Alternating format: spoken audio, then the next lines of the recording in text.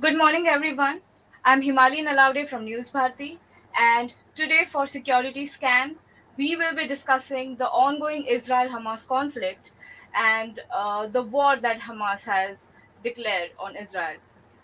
To discuss the same, we have retired Brigadier Hemant Mahajan with us. Sir, good morning. Yeah, good morning and Jai Hind. Sir, please explain to us what is going on ground. On 7th October, Hamas attacked on Israel, and since then, things are turning worse and worse. So, what, how has the war been until now? Okay, Himali, before I answer your question, let me take you back 50 years into the history.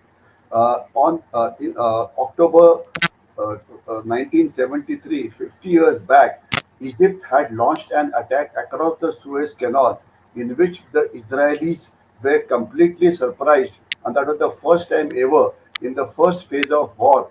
Israel was losing, and the Arabs, led by Egypt, were winning. They surprised them by crossing the Suez Canal. Thereafter, Israelis attacked. Again, they suffered heavy casualties because what they would do was well known. Now, this is exactly a replica of what happened in 1973, except except that instead of using a conventional battle weapons, what the Hamas has used is basically terrorist kind of an attack, something what happened in 26/11 or that kind of an attack. So there's a similarity, and the history has repeated itself after nearly 50 years, in which Israel was completely surprised. Now, there are a few questions that appear in front of us. First is, why has Hamas attacked? Secondly, what is Hamas?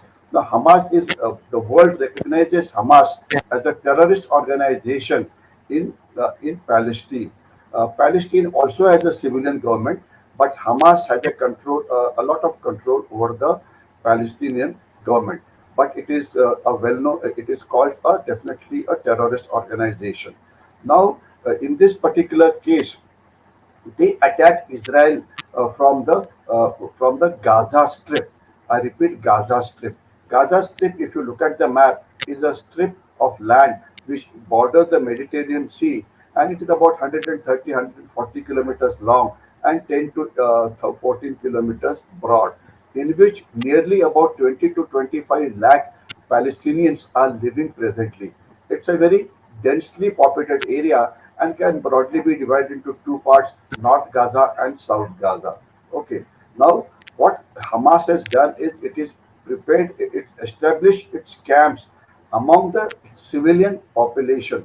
So, whenever Israel retaliates, an odd Hamas terrorist may get killed, but a lot of collateral damage is caused because in a building, maybe ground floor is occupied by Hamas, while on the other floors, normal civilians are staying. So, a lot of civilian casualties take place. It is believed that Hamas is funded by Iran. It is believed that they have a lot of missiles, etc. Now, how did the attack take place? The border between Hamas or border between Gaza Strip and Israel is basically guarded by a electronic fence. I repeat, by a electronic fence in which there are a lot of CCTV cameras are there. There are radars. There are unattended ground sensors. There are all kinds of sensors are there by which anybody trying to cross the screen is detected at an early stage.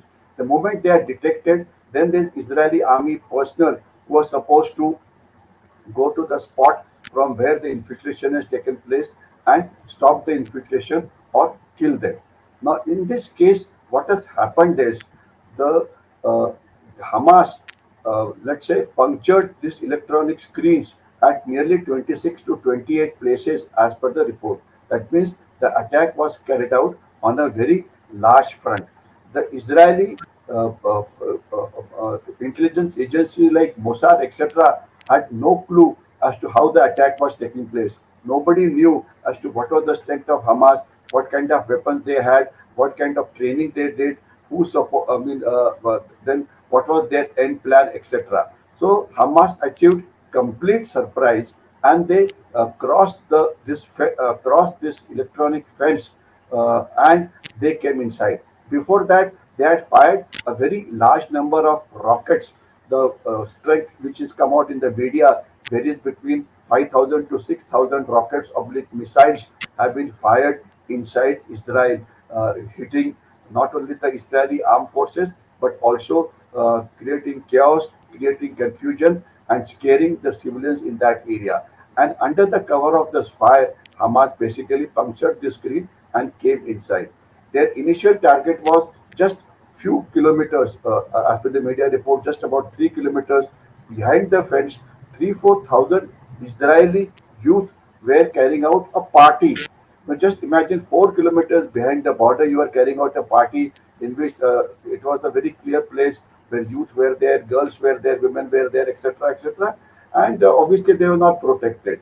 And that is where the Hamas attacked and took out about 150 or 160 hostages that we are talking about. The number the number now comes out is it is less than 100, but let's say 100 to 150 hostages were taken from here.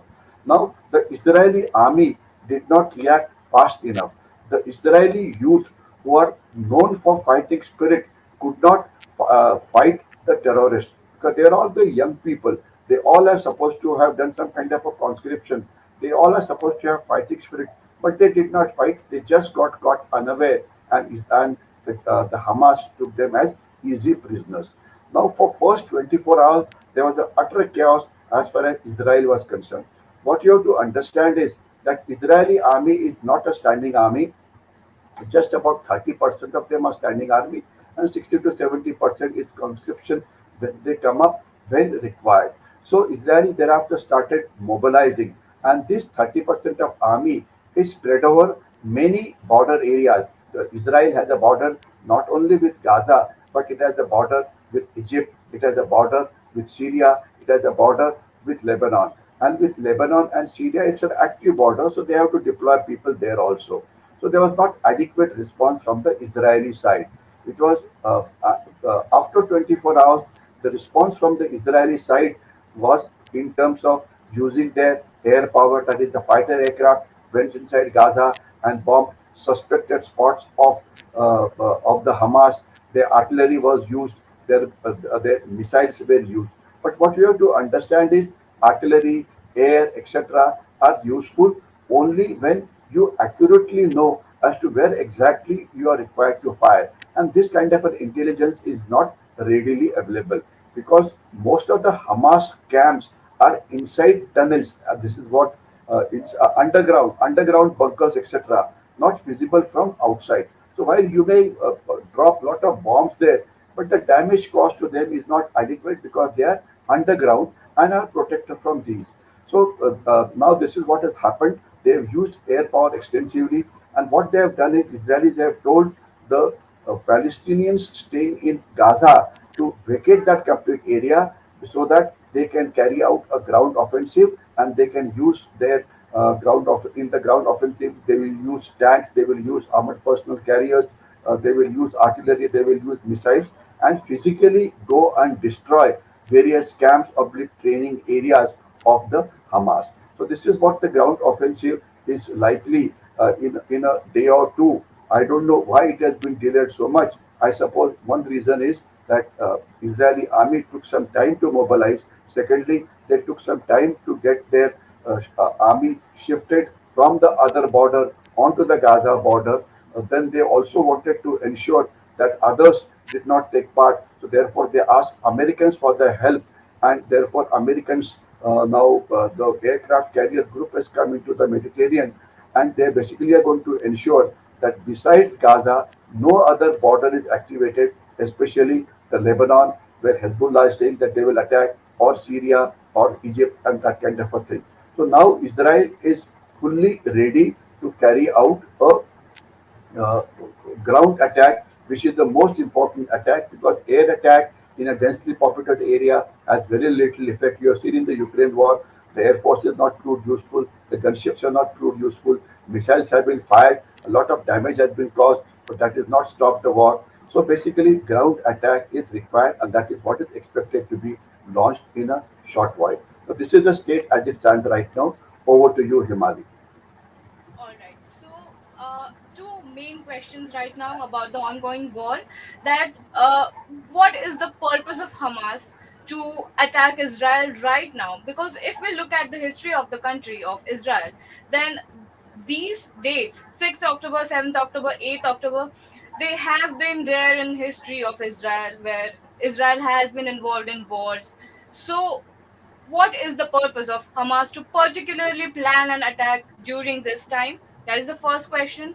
Second is that for a country like Israel, which is popular around the world for its intelligence, such poor intel input was not expected, and the ambassador of Israel himself has acknowledged with during an interaction. Yeah, Himali, you asked two questions. First is why did the intelligence of Israeli fail, and Yeah. of course, what are the first questions? Can you repeat again? What was the purpose of Hamas to attack Why? Yeah, okay. Israel during Why? that Yeah, particular time? And what with the both questions, what is the lessons that India has from the yeah, ongoing conflict? yeah. Okay. Basically, Hamas is a terrorist organization. The Gaza or the Palestinians have been asking for an independent state, and world, including Israel, have more or less accepted their necessity of a separate state for Palestine. However, because of many reasons, geopolitical in nature, this has not been happening. So Hamas thought that they would want to expedite the whole thing and get an independent Palestine for them as early as they can. So therefore, what they decided, okay, let us use the Yom Kippur War kind of a concept of war in which you surprise Israel by a deadly terror strike and then take hostages and thereafter get Israel to the negotiations table and get, I suppose, Gaza Strip declared as the independent state and Palestine declared as the independent state, meaning expediting the formation of a of a state of a country called Palestine. This is what they wanted to achieve. But for that, using a terror strike is something which is a deadly mistake, if at all I might call that as a mistake that they have committed. Because the moment you hold a country like Israel to ransom, they're not going to let you go away so easily after having killed nearly 1,500 Israelis. And the kind of atrocities they did on the Israelis who were caught unaware are well recorded in the media, torture of women, etc., etc. So, first thing is very, very clear that the Israelis could not react immediately on this, could not react adequately when the attack came in. Now they are going in for a big revenge, and they will try and teach lesson. And that is exactly what the Israeli Prime Minister has said, that now the geography of Gaza will change in forever. Now, what exactly, how will it change? Only time will tell us, but they will extract a very big revenge. That one thing is very, very clear. Now, second thing is uh, the world doesn't think very highly of Hamas except Hamas itself. And Hamas is supported by Iran, etc. So Hamas is not really Palestine. Hamas is not really Palestine. It's not a representation of Palestinian people. Actually, Hamas, being a radical organization or being a terrorist state, it has got more control over the Palestinian government than many others. So they thought they'll be able to control the narrative and get an independent state, in which definitely, as the long-term narrative is concerned, they are going to fail in that, because Israel is the last country which will accept independent Palestine with a gun pointed at their temple. So that is not going to happen. Now, second issue is, why did Israel Mossad failed? Now, Israelis have been saying Mossad has failed, but it is not only a failure of Mossad, it's a failure of the Israeli government. The government was busy fighting with itself, something that happens happening in our country also. Political parties not being united, they are more busy in fighting with each other. Lot of demonstrations going on, institutional fights between the government and the Supreme Court, etc. The Israeli army also being divided because of many agitations taking place. So there was a lot of infighting inside Israel, which ensured that their focus was taken away from their external enemies, especially Hamas and Palestine. Okay. Now, because not only a failure, why did Mossad fail? The Mossad has a lot of focus on the technological intelligence, and their technological intelligence is good. There is no doubt on that. But where the weakness is the human intelligence. At the end of the day, you have to send human sources inside Palestine to get intelligence, which they have not done. Thirdly, Israel has since it has won so many wars against, let's say, Palestine, against the Arabs and all. So they have an inflated idea about what their strengths are. And the second important part was that they have underestimated Hamas. They have underestimated the Palestinians. They could not sort of think. Mossad could not think that an attack of this nature could ever be launched on Israel. They thought that their electronic screen, their iron dome, is so perfect that this they will be able to stop any deadly attack. So therefore, they have failed. Their assessment of their technological power was wrong. Their human intelligence was weak. Not only did the intelligence fail, they did not have adequate information about Hamas getting weapons. They did not have information about Hamas carrying out training. They did not have information about how Iran was helping them. They did not get information when thousands of this Hamas people had concentrated just few kilometers from the border. Their intelligence could not detect them. So that's definitely a very big failure for which they have paid a price. But also remember one thing, the government has also failed. The strategic community of the Israel has also failed. Their foreign ministry has also failed.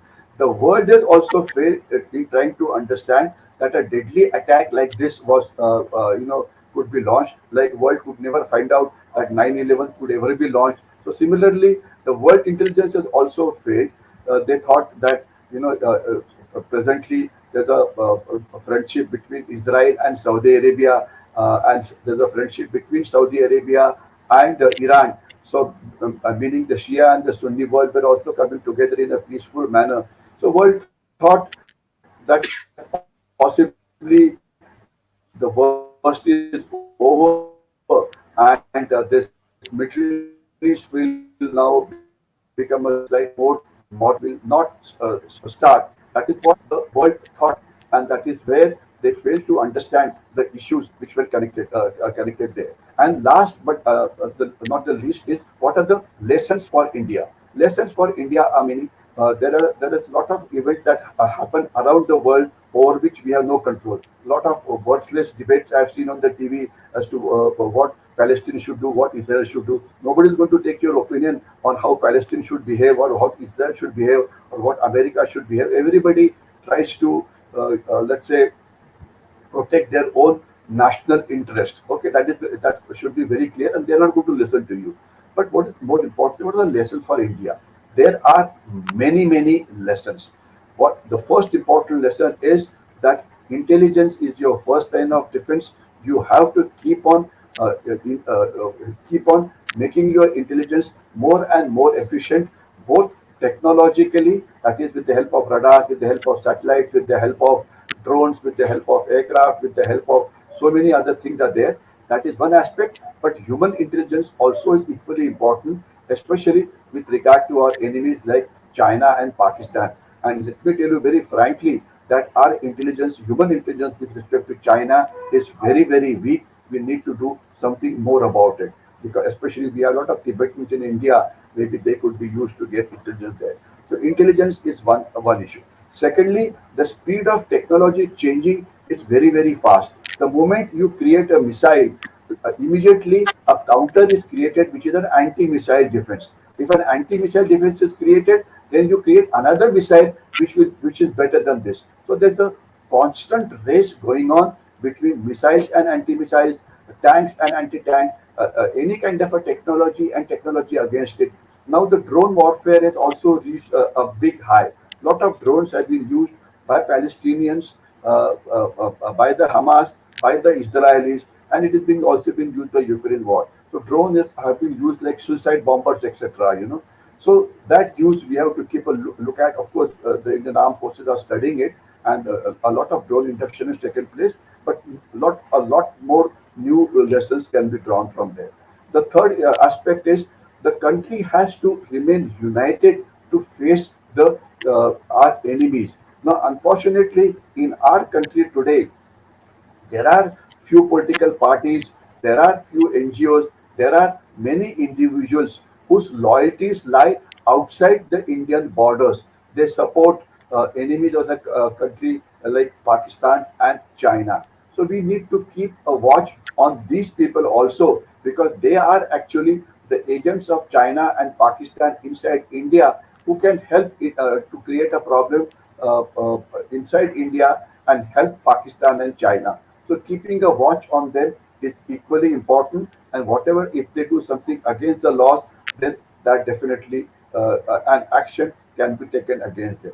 The next issue is the social media. A lot of fake news is moving around, is floating around on the social media. Like people said, they came with paragliders, etc. This was more like a computer game. Paragliders were not as effectively by the Hamas as has been made out. That let us be very clear about that. It is more like a. Then they talked about atrocities. Now, atrocities, lot of videos have been floating around. That now what happens is these kind of things have a lot of effect on the minds of the public, and people get polarized. So social media control, what social media should put in the public domain. That policy on control of social media, especially in a difficult situation, has to be made, and social media also needs to be controlled, especially when the national interests are at stake. Meaning, if somebody is putting a post in favor of Pakistan, in favor of China, somebody is cursing the Indian state, etc. Definitely, the people who are doing that have to be found out, have to be controlled, and have to be acted against under the laws of the land. The next issue is about the challenges which faced in front of the country. A common man has a lot of important role to play. Now, in Israel, what has happened is Israel has become a very urbanized state. Israelis, a common Israelis were known for their fighting spirit. And here something very interesting happened. There were 3,000 youth who were partying at a particular place, who were attacked by barely about 15, 20, 25, or even 100 terrorists. And these 3, 4,000 youth would not fight these terrorists. While there have been cases in India only when an Israeli was caught by a Lashkar-e-Toiba terrorist, this Israeli chap killed the Lashkar-e-Toiba terrorist and escaped, meaning they showed a lot of fighting spirit. Now, as Israelis became urbanized, they're becoming soft, and so basically, the summary is every common person has to understand how to protect himself under difficult situation. He also also has to have some understanding as to how intelligence is gained, and if there is something untoward happening, it is also his duty to inform the state, and so that an action can be taken against it.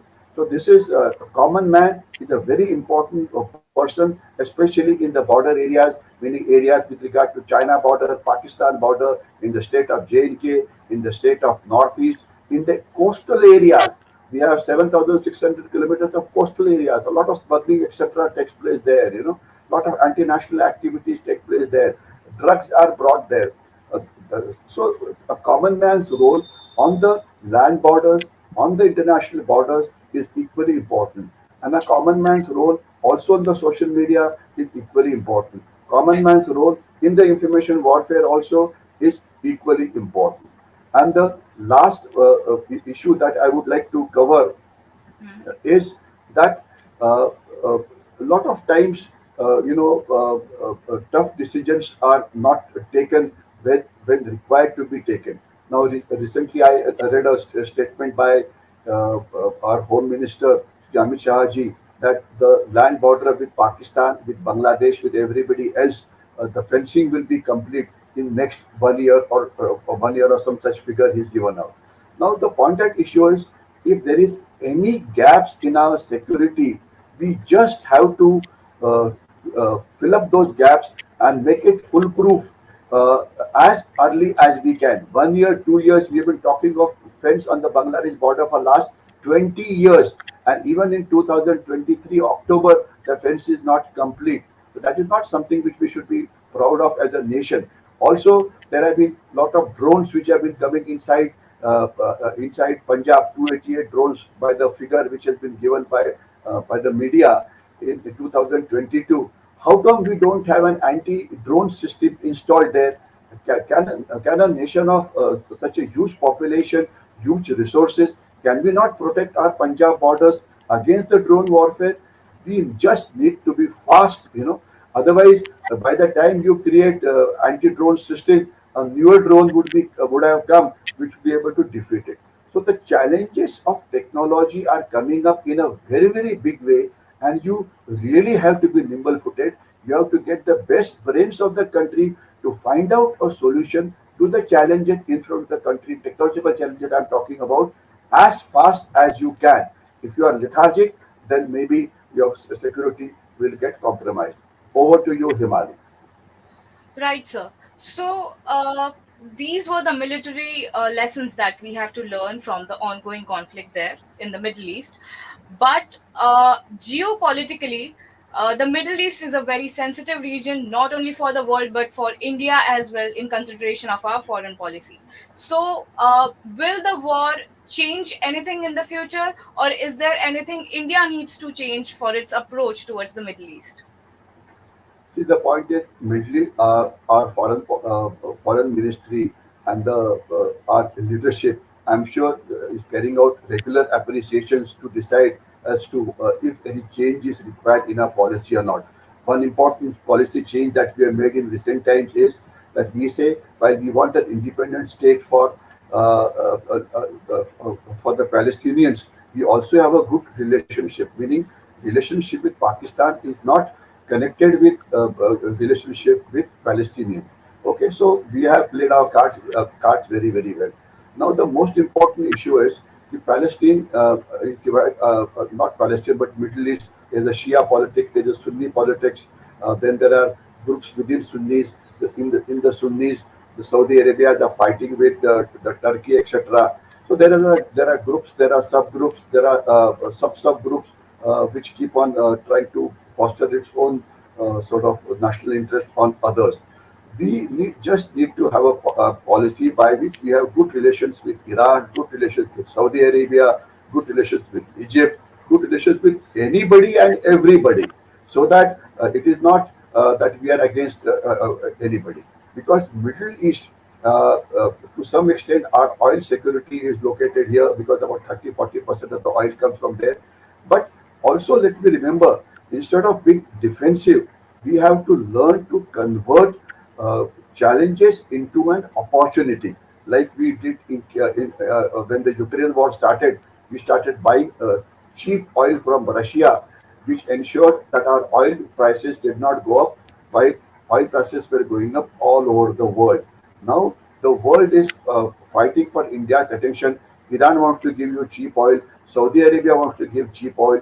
So we should ensure that we get cheap oil from them also, cheap oil from Iran also, and also these countries are capital surplus. So you would have heard of that CM corridor, that is India, Middle East, Europe corridor, which is expected to go through Saudi Arabia. We should ensure that it goes as gets implemented as early as possible, because this will ensure that our external trade with Europe becomes more efficient. We may save as much as about 30% of our cost in terms of imports and exports to Europe if this corridor gets through. So we have to remain nimble-footed, and we have to ensure that under all circumstances, while it is important that violence should not take place, while it is important that United Nations Security Council intervenes and stop the violence, world should take a note of violence and ensure that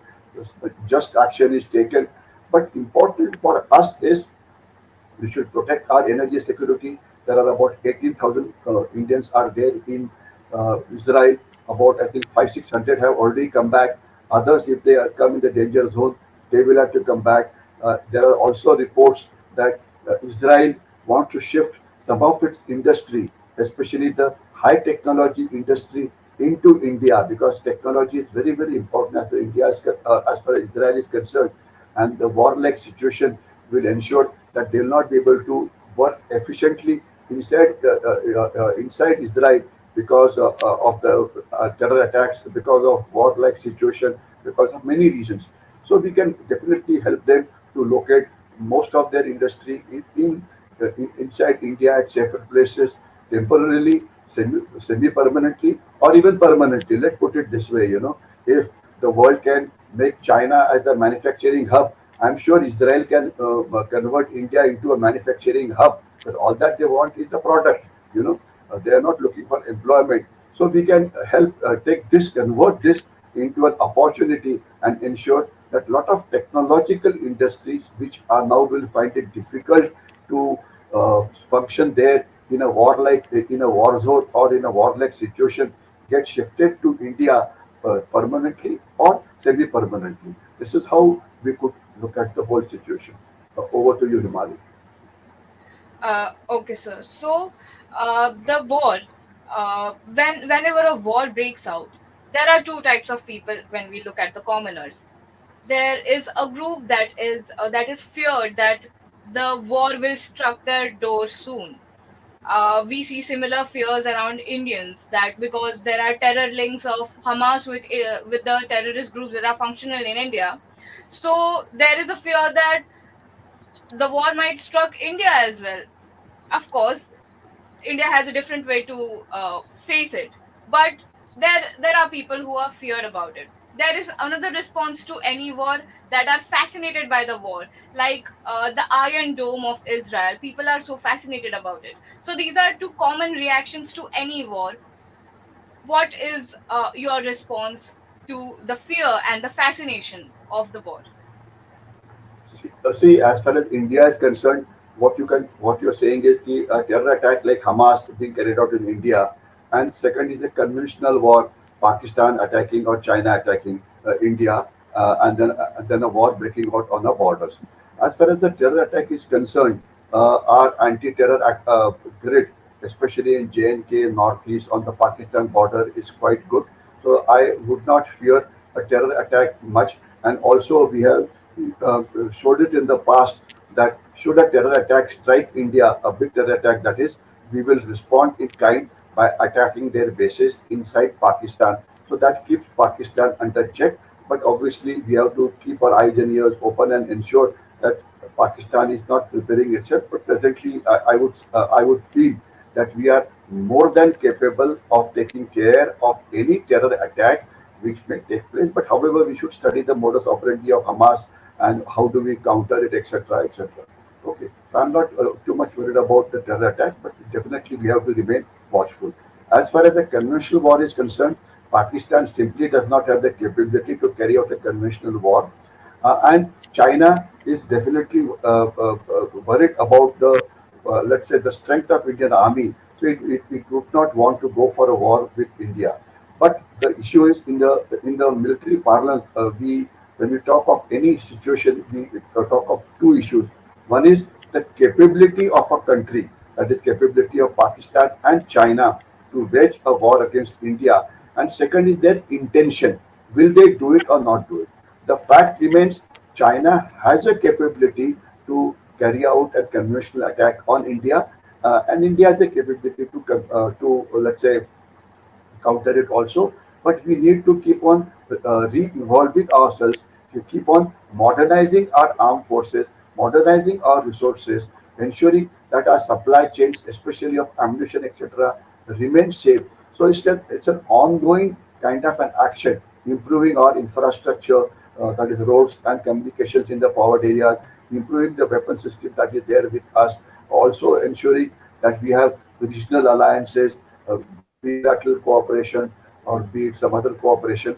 So this is all are ongoing. So I'm sure our leadership, both political as well as at a strategic level, that is the armed forces, etc., are keeping a watch on the evolving situation in and around India. And in fact, the security scan that we do every week is basically to tell you as to what important activities have taken place in and around India, which has which has an effect on India's national security. So it is basically keeping a watch on important activities in around India and the neighborhood. So therefore, a constant watch is required. However, the biggest issue is, you know, how do you as a nation remain alert 24 hours a day, 7 days a week, and 365 days a year? That is the biggest challenge which is there in front of our country. Otherwise, all known challenges, we are more than capable. So therefore, our motto as a nation should be, in fact, that is the motto of India's Indian Army intelligence agency, called the military intelligence. They say Sadaiva Satark. You should remain on your toes all the time. But how do you remain? That is the biggest challenge. Easy to say, but difficult to implement. Okay, so I'm sure we are looking at all the challenges and we are more than capable. And second issue, as some people protesting here and there, to my mind, it doesn't make too much of a difference protesting, because there are some people whose loyalties lie outside our country. But what is important is we should find out as to which are the leadership, which are the NGOs, which are the political organizations which are carrying out these kind of a protest, and they should be caught under the laws of the land, because we can only act against the under the laws of the land, CRPC or Indian Penal Code, etc. And the next issue is be fascinated, with technology, etc. What Israel can do, Iron Dome, etc. Now the point is, this warfare is going on constantly. I mean, you since many centuries, you evolve any weapon, you evolve a sword. So the counter to sword was a shield. So you had a better shield. So you had a better sword. You had a better sword. So you had a still better shield. You had a tank. So you evolved anti-tank weapons. You had a better tank. So better anti-tank weapon. You had a fighter aircraft. So you had an anti-aircraft weapon. You have a fence. So you have a counter fence system available. You have drone. So this evolution of weapons is a continuous process. All that we need to do is, and that is important, that we need to ensure that the best technology, the best weapons are available to our fighting troops. And we as a nation, especially in terms of intelligence, we got to have the capability to eavesdrop on many people, have satellites which keep a watch on the complete Chinese border, have satellites which keep a watch on the sea borders, etc. So resources availability should be adequate so that we are as powerful as America as far as surveillance over our enemies is concerned. And that is, I'm sure, is happening, though it's not completely foolproof right now, but that will take place over a period of time. Over to you, Himali. All right, sir. That was it for today. Thank you so much for sharing your time with us.